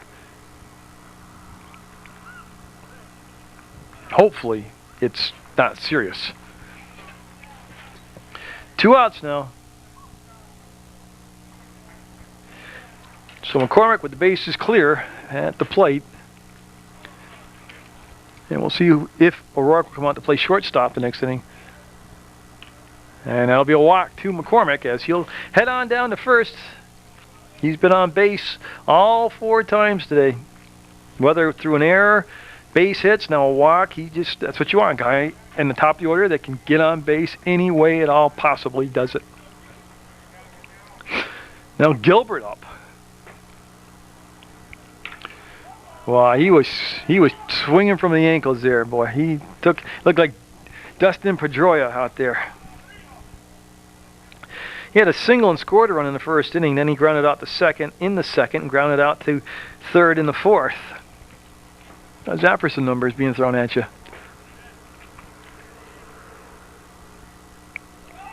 Runner's going, and he'll make it as that ball got away from the catcher, and McCormick will just keep those legs gyrating. Yeah, see, trying to draw a throw. So So he'll be down second base now with 2 down. Willie Haddock, he's the on-deck hitter for the Mounties.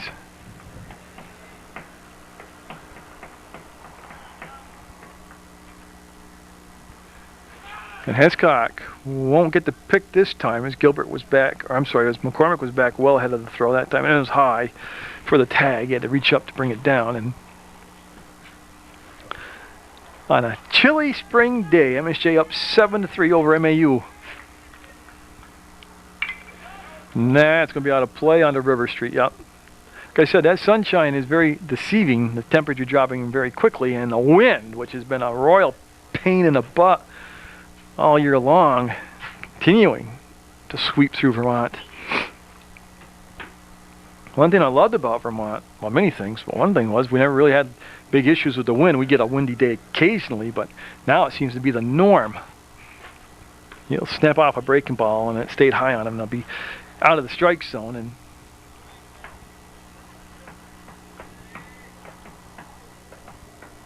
I see him bringing bags of ice into the dugout, and I can only assume that's for O'Rourke. Oh, what a play. I couldn't get over there. What a great play at third. He stung the ball and got robbed at third base. That's the out, and it'll stay 7-3. MSJ with the lead. Okay, lots of changes to talk about. Mike Sorelli has come in to replace Ryan Carter. Carter leaves with 12 strikeouts in the ball game. Dominant performance by Carter. He can only get the win today. He can't get the loss. And Sorelli will get a ball call on the first pitch. He'll come in the 6th inning of play.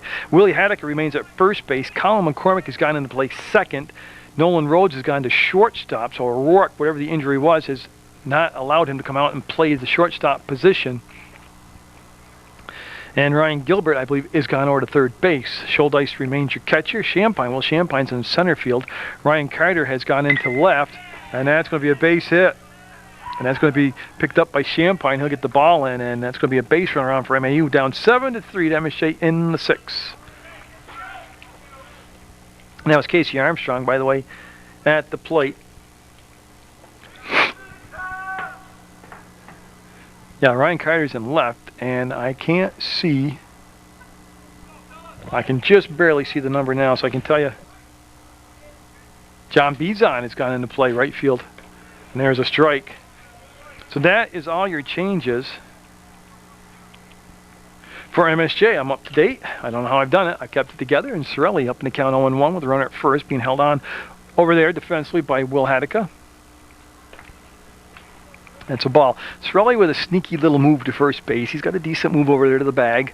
He's got a deceptive delivery to home base. It's kind of a herky-jerky three-quarter sidearm thing that's hard to pick the ball up off him. His biggest thing he's got to work on, his throw to first, runner back safe, is just getting consistently comfortable with himself. Because find a pitch that works, stays with it. Sometimes he gets down in a count early and often, and it makes it hard for him. Eliminate the walks and wildness. Yeah, that'll be down in the dirt, and a good stop by Schuldice. So, could get adventures here. In the 6th, MSJ up 7-3, but MAU with a runner on and nobody out. And they're right in the middle portion of their order. And he committed to that. The problem with that is he'll get the strike, but the ball got away from the catcher, and that'll allow the runner to go down to second base. So, a bittersweet thing there.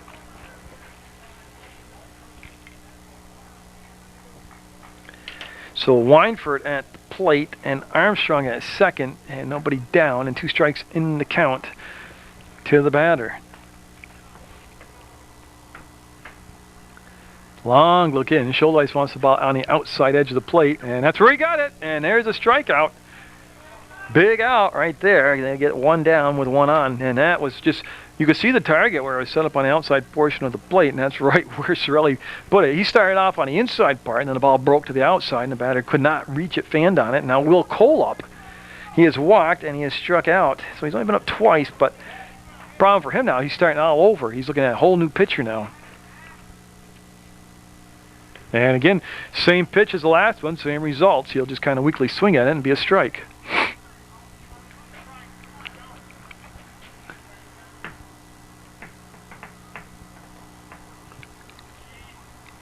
From the set, the pitch, and foul tip caught by Schuldice. So Sorelli finding his groove now. We got an 0-2 count. As Dan Krebs is the on-deck hitter for MAU. He got him back-to-back strikeouts. Cirelli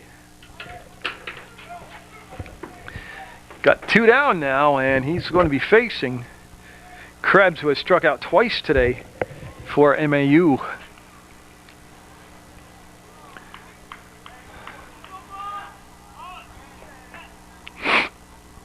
And Cirelli again from the stretch will look in. He caught the plate, but low, and that's been a very good job by the umpire today with the strike zone. He's been consistent, and he's done a nice job back there. That one there is right over the middle of the plate for a 1-1 count now on the strike called. Taylor Burke is due up next for MAU if they can push it to another hitter here in this inning. That's a foul ball, and Cirelli will have a 1-2 count. Now go off from the comes off from the chain link fence in front of the dugout over at MAU, right out to Haddock, and he'll throw it over to Cirelli, who doesn't like the ball, and it's got a cut on it, and he'll toss it out. So with 2 strikeouts already in his relief appearance here in his first inning of work, he's looking to get that 3rd strikeout and end the inning. Well, he's up 7-3 over MAU. And that's going to be playable. That's going to be to Rhodes. He'll set his feet, he'll make the throw, and threw it away. Yeah, he had all kinds of time and just came out. That's going to be out of play. The run will score. The runner will be awarded second base, and what would have been the 3rd and final out of the inning becomes a run. 7-4 now. They're chipping away. That's just one of those plays where Rhodes just never looked comfortable. He came up with the ball and he stayed sideways. He never really squared and threw across his body. So runner at second, 1 run in, 2 down, and Cirelli will get the strike called against Burke. Like I said, Krebs, who just got that, reached on that error, had struck out his 2 previous times. Burke has also struck out his only 2 times up. As this portion of the order was really, actually, all except the top 2 batters really were dominated by Carter today, the starting pitcher. He can only win the ball game. He cannot lose it. Record-wise, he can't get the loss. Strike 2, beautiful pitch. And it had some pop on it. He put a little bit of garlic sauce on that one as he just popped it in there. A jalapeno popper is what that was. So you never broadcast a game when you're hungry. You think of nothing but food. And he will end the inning with a big strikeout. 3 strikeouts for Cirelli, but MAU picks up a run. Hescock will face Haddock, Carter, and Cirelli as MSJ right in the heart of their order right now. The Haddock has had a big day at the plate for MSJ. I'll tell you about it, actually. He walked and scored in the first inning. He had a single and scored in the 3rd, and he had a single and an RBI in the 4th. That's going to be towards second base, and it'll be dove on, throw to first, and got him. They're going to call him out on the big stretch over there by LeBaron, and the play was actually made at number 13 over there. Oh, I got to find him. They switched out. It was Armstrong at second base who made the good stop on the ball, and the stretch over there by LeBaron, and they'll get the out recorded. So 1 down as Haddock finally retired on a close play at first, and now Ryan Carter up. He's whacked, struck out, and reached on a fielder's choice today. Again, he is the pitcher of record. He's now also the left fielder for MSJ. Like I said, the 2 runs in the first inning were both unearned, and there was some shaky play behind him defensively. Other than that, he just dominated. And again, showed you what he was very capable out there. Very impressive 12 strikeout performance against the Division I MAU.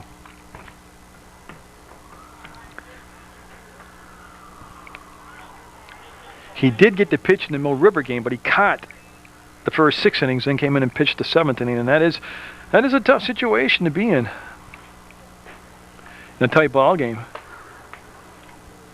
You know, there are 2 ways to look at that too. I mean, he called the game with the pitcher when he was catching, Ryan was, so he knew the hitters, he knew the flow of the game. You know, he was involved in every play, so you'd think, well, you know, it's a pretty natural fit to come into the ball game. But from a physical standpoint, you've been in the crouch, you've been thinking like a catcher, you haven't been really throwing only back to the pitch, you don't get up and wind up and hammer it. So it's very hard to come in physically from that situation.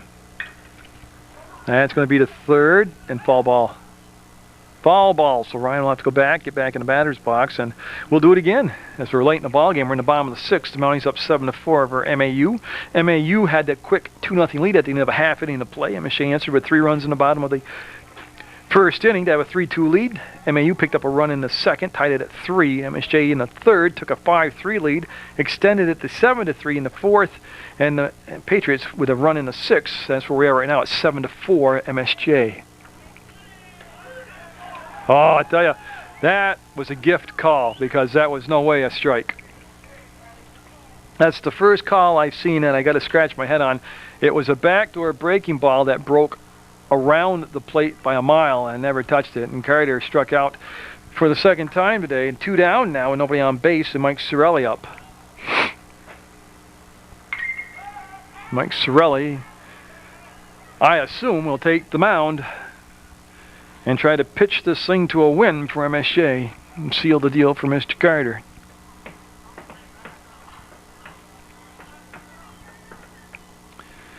As they chase down a bunch of these foul balls, we'll get set, and Sorelli down 0-1 in the count. As Hescock came on in relief of LeBaron. And the only thing I noticed about Hescock, like I say, he's a short armor. In his motion, he just short arms everything.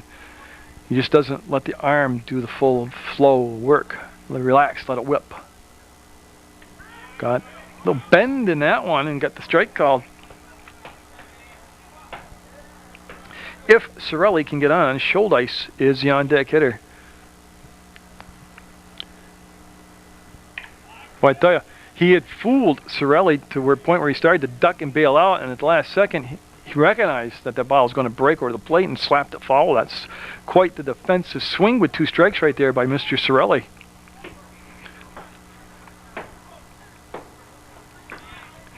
So Hescock trying to get his team to the 7th inning down just to 3.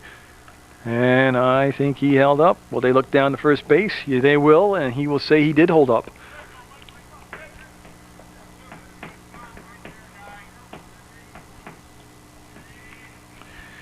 So Hescock doing a little grounds work on the mound, gets set on the rubber, and he'll go into the windup, and the pitch on the way will be in the dirt for a ball. And again, Sorelli making him work, wants him to throw strikes. 2 outs in the bottom of the 6th. St. Peter's Field, Munger vision, all goes together, baby. That's a missed strike 3, and I think he's going to beat it out. Yeah, he will beat it out, and he wouldn't have been out. He ran through the bag, so yeah. They'll strike him out, but he'll get down there on the error.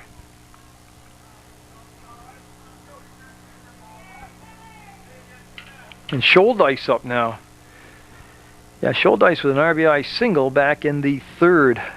And Sorelli came up a little awkward after that play, but Coach Carter asking if he is all right. And Coach Carter talking to the home base umpire. And I believe he's going to bring in a courtesy runner for Mike Sorelli, who's the pitcher, and this isn't a bad move. I just can't see the number on the young man coming in to take Sorelli's spot.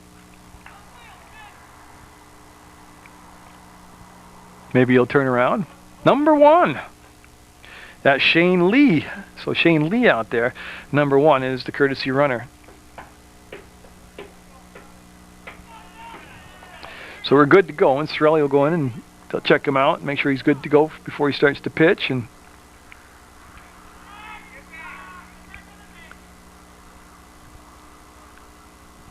all right, well, they have some equipment in the playing area, and that's what they're waiting right now. They wanted the on-deck batter to get that stuff out of the way. Now we'll get going.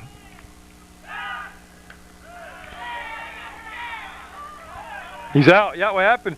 He took his foot off the bag after he was safe, and he's out. And we'll go to the 7th, 7-4. MSJ with the lead, and Sorelli coming out trying to get the win here. So a couple changes for MSJ defensively. Ben Sexton in the left field, and then they took Rhodes from short, put him at third, and then took Gilbert and put him at short. Sorelli on the mound, and everybody on the MSJ roster has now been in the ball game and played for Coach Carter. The outfield has Champagne in center, Sexton in left, and Bizon in right. Haddock has gone the distance at first. McCormick is at second. I already mentioned Gilbert at short. I already mentioned Rhodes is at third, and I think that's Ryan Carter behind the plate.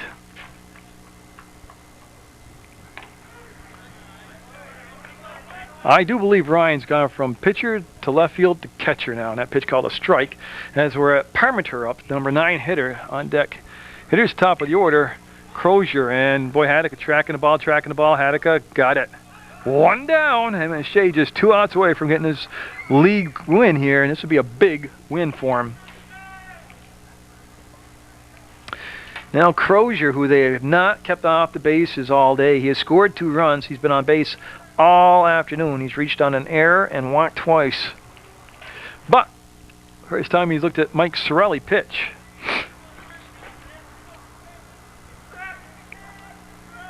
And Sorelli has the sun fading away here on this chilly spring day.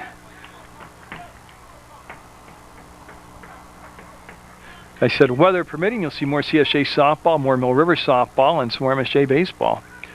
And in May, I believe it's the 10th and 11th, you see the AAU Thunderbirds Invitational Tournament. Always great to watch that. It's at different venues all through the county. That will be outside for a ball. So Sorelli with nobody on base and 1 down, trying to get Crozier out for the first time today for the Patriots. You're watching Munger Vision on PEGTV. He came inside with the fastball, but he came in too fast. I'll tell you what, too far inside, not too fast. But this Crozier kid, he's like McCormick on the leadoff spot for MSJ. He makes the pitcher pitch, makes him work, makes him throw strikes, and he gets on base any way he can. Oh my goodness, that sure looked good. But he will now be on base all 4 times today. Dan Pierce up. He has singled and scored a run. He's walked, and he's also struck out.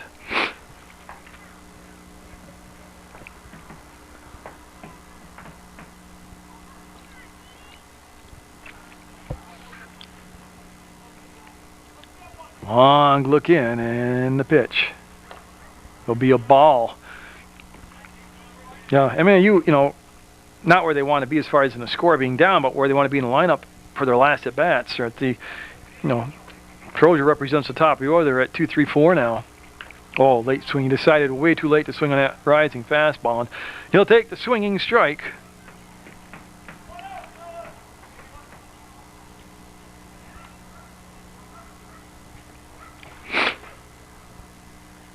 Again, Sorelli from the set.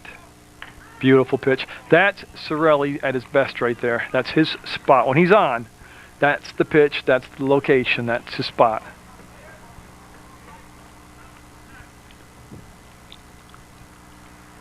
Runner going, pitch swung on and missed, and yeah, Gilbert trying to come back and hold the tag, and good job by Gilbert just to go up and get the ball.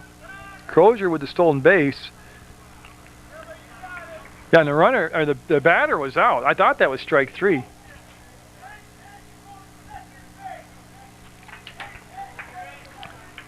Now what Carter's telling him, Coach Carter's telling him, base hit, you go to second base. He wants to keep the second base runner from advancing in a scoring position. This is LeBaron up with 2 down now. And the runner at second, now he's up 7-4. And that pitch called a ball. So Sorelli, and not quite 2 full innings of work with 4 strikeouts already. Carter with 12, so combined pitching today. MSJ's got 16 strikeouts. Oh, that's just nasty stuff. To the left-handed pitcher from that right-handed, to the left-handed batter from the right-handed pitcher.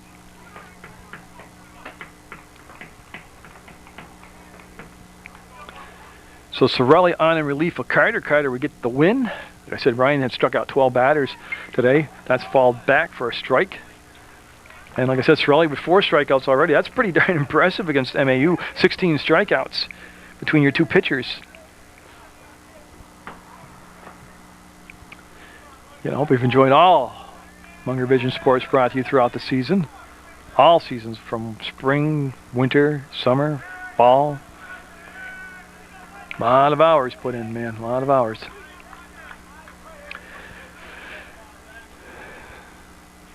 Oh, he put it into play, and it's going to be down to McCormick, and he will eat it. Just let it go. Yeah. What could have been the third out on a slow hit ball will prolong the inning, but it'll also bring up the tying run to the plate now. And that's Scholdice catching. I can see Bill clearly now. So Scholdice is the catcher, and MSJ now with a walk and an error. And Coach Carter telling base hit, come to third base. Again, he'll concede the run, but he doesn't want to allow the tying runs to get into scoring position. That's a strike on the first pitch to Casey Armstrong, who has struck out twice and singled. He's also scored a run today.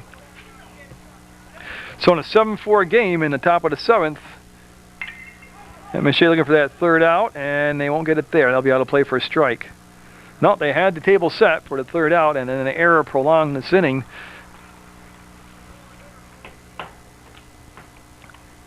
So stay 7-4. Tying run at the plate for Mount Anthony. Sorelli, Scholdice trying to get on the same page here, and they couldn't agree on a sign, and then the batter said it took too long for him. He'll ask for time and he'll step out.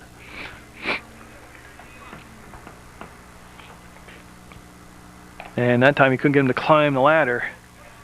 A walk here would load the bases and bring up Bruce Weinfurt, who against Carter had struck out twice and struck out once against Sorelli. So, I don't know. You'd never like to see it go down to a bases loaded situation. That's going to be a foul ball. And Coach Glenn Carter's showing you he's got some dancing left in those feet as he got out of the way of that foul ball. So the Mounties looking to go 2-0 on the season. It should be a sweet one though for him right here. Get a win over Mount Anthony. Nope. Brought it up and out of the strike zone as he elevated it. See, in the old days you'd say you went up the ladder. Nowadays I hear everybody say elevates it. Same thing, just different wording now. Got changed with the times. Oh, now roll in the dirt, and you could see Scholdice block it. He made himself big behind the plate and kept the ball.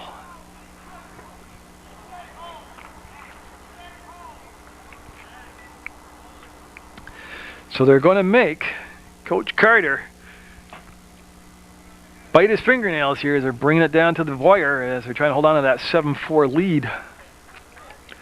They're going to make it interesting, that's for sure. Oh, great pitch. Oh, my goodness. I don't know how it wasn't a strike. Oh, my goodness. So that will load the bases up and bring the go-ahead run to the plate. And Weinfurt, who struck out in the first and third against Ryan Carter, and then struck out in the 6th against Sorelli. So the tying run is at first, and the go-ahead run at the plate. And Scholdice will knock that down. Nowhere to put him. Walk will score a run. And that's going to bring Coach Glenn Carter out, and he's going to have a chat with Mr. Sorelli. This is over, and see what Coach Carter said to Mr. Sorelli. Get him going here. Going to be ball 2. Now, not saying that this will even happen, but they do have Haddock at first base available to come in and pitch. But I'm sure they'd like to have Sorelli just end it right here. 7-4, bases loaded. Mounties with the lead, top of the 7th. Patriots trying to stage a comeback here. And again, they had the third out on a ground ball to second. Play was bobbled. That prolonged the inning, and that set the table for this. 3 balls, no strikes, and he's pitching to a gentleman who has struck out 3 times today. But he's aiming. He's not throwing. I'm understanding that phrase more and more here. So Sorelli with a 3-0 count will walk in the 5th run. Yep. It's never over till it's over. 7-5, and then the tying run at second base now. Now bring up Will Cole. Cole has walked and struck out twice today, and I think we have a pinch hitter coming in, but I cannot, since again there's no PA announcing today. Oh, that's a little cool. Okay. They're doing a lot of bookwork. I don't know. Oh, they had a courtesy runner. Okay, I fell asleep on the job. Courtesy runner came in. So the Patriots down 7-5 now, trailed by just 2. Bases still loaded, 1 down or 2 down here. MSJ needs that 1 out, and there's a force out at any base. That's a strike. That's a great location also. Again, it's ball hit on the ground, you just, as a fielder, pick it up, step on the bag, the game will be over. And an infielder, that is. Oh, strike 2. Beautiful pitch. Now Sorelli up in the count, 0-2. Sorelli looking for his 5th strikeout in relief to end the game. Pitch on the way, and got him, the game's over. He will strike him out on 3 pitches. So Sorelli will come in the 6th inning, get 5 strikeouts. Carter pitched the first 5. He had 12 strikeouts. Great performance all the way around on the mound for the Mounties, and some timely hitting. Good ball game. 7-5 MSJ with the win over Mount Anthony. Get out there, support your student athletes. Hope you've enjoyed this contest. It was a beauty, and I always support Munger Vision. That's the big one to remember.